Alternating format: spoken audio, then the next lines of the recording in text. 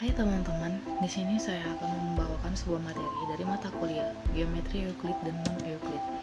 Saya akan mereview bab 3 mengenai pengertian sistem aksiomatik, model dan sifat sistem aksiomatik.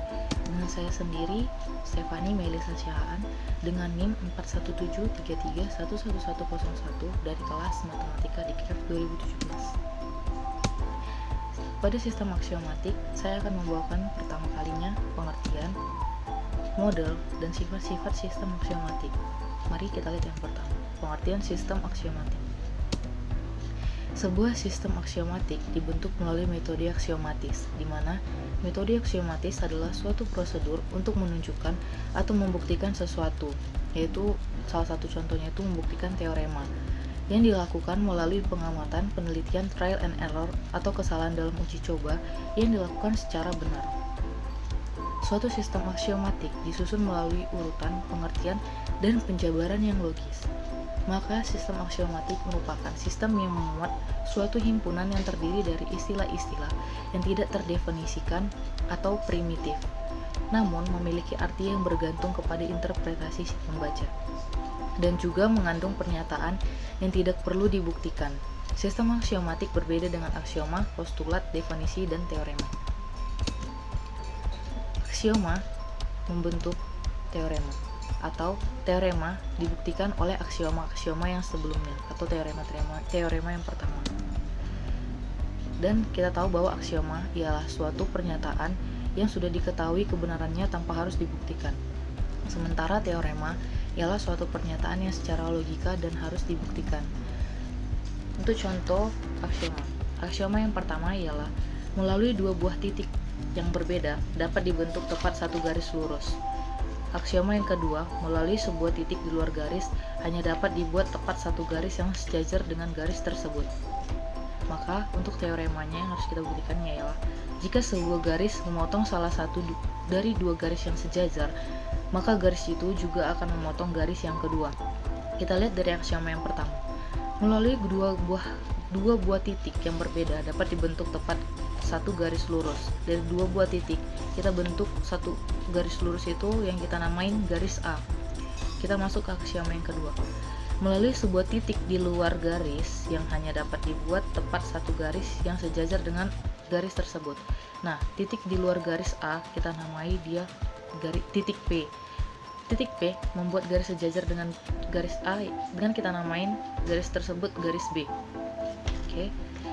Masuk ke teorema. Jika sebuah garis memotong salah satu dari dua garis yang sejajar, garis yang memotong salah satu garis yang sejajar, atau kita buat aja garis yang dipotong itu garis A, dan garis yang memotong itu garis M, maka yang harus kita buktikan ialah garis yang juga, apakah garis M itu memotong garis yang kedua juga.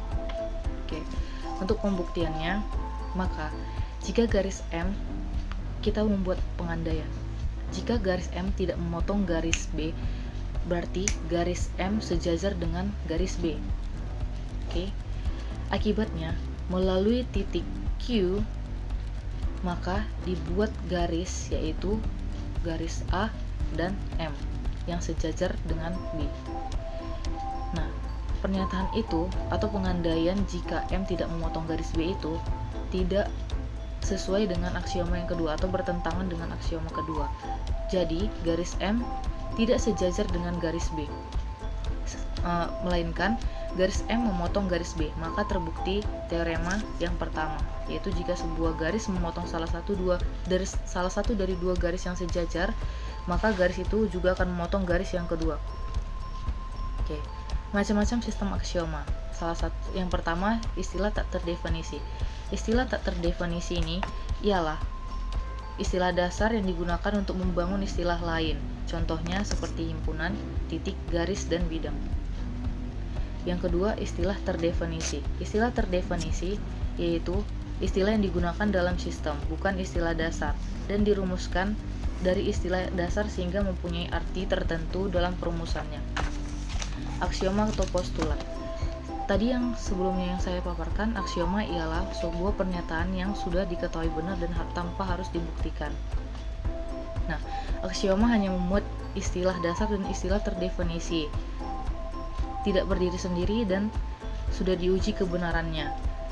Dan pada aksioma itu, suatu sistemnya itu harus konsisten, saling membangun, dan tidak saling bertentangan. Seperti aksioma yang sebelumnya, aksioma 1 dan aksioma 2 itu saling bertergantungan dan tidak saling bertentangan. Dan teorema yang sebelumnya sudah saya jelaskan dan beri contoh juga, bahwa suatu teorema itu merupakan suatu pernyataan matematika yang dirumuskan secara logika dan harus dibuktikan. Oke, kita masuk ke dalam model sistem aksiomatis. Model adalah suatu interpretasi yang dibuat untuk memaknai suatu sistem aksiomatis di mana semua pernyataan dalam aksioma bernilai benar. Nah, istilah-istilah primitif Fe, F0, dan termasuk pada bisa saja diinterpretasikan bermacam-macam. Misalkan bila Fe diinterpretasikan sebagai titik, F0 diinterpretasikan sebagai garis, termasuk pada diinterpretasikan sebagai terletak pada, maka dari situ kita bisa membuat sebuah contoh. Kita bisa membuat contoh aksioma Fe, F0 menjadi 1. Aksioma pertama, terdapat tepat 3 titik yang berbeda pada sistem aksioma ini. Aksioma kedua, 2 titik yang berbeda terletak pada tepat 1 garis. Oke. Aksioma ketiga, tidak semua titik terletak pada garis yang sama. Aksioma keempat, setiap 2 garis yang berbeda memuat paling sedikit 1 titik yang terletak pada keduanya. Nah, kita lihat dari keempat aksioma ini, aksioma tersebut ialah tidak saling bertentangan, konsisten, dan saling membangun. Maka contoh dari model ini ialah benar. Yeay. Oke. Sifat-sifat dari aksiomatik. Yang pertama ialah konsisten. Maksudnya, suatu sistem aksiomatik dikatakan konsisten jika dari aksioma-aksioma yang ada tidak mungkin menghasilkan teorema-teorema yang kontradiksi dengan aksioma-aksioma yang ada dan dengan teorema-teorema yang telah dibuktikan sebelumnya. Masuk ke sifat yang kedua ialah independen. Maksudnya ialah setiap aksioma yang ada pada sistem tersebut bukanlah merupakan turunan atau deduksi dari aksioma-aksioma yang lain. Jadi antara aksioma yang satu dengan aksioma yang lain saling bebas atau independen. Yang ketiga ialah lengkap. Maksudnya, tidak mungkin menambahkan aksioma lain yang konsisten dan independen tanpa menambahkan istilah-istilah primitif atau Fe, F0 atau termasuk pada tadi. Dengan sifat ini akan menjamin aksioma yang ada dapat membuktikan atau menyangkal suatu pernyataan yang muncul. Oke. Dari materi yang setelah saya paparkan, lebih dan kurangnya saya ucapkan maaf. Terima kasih.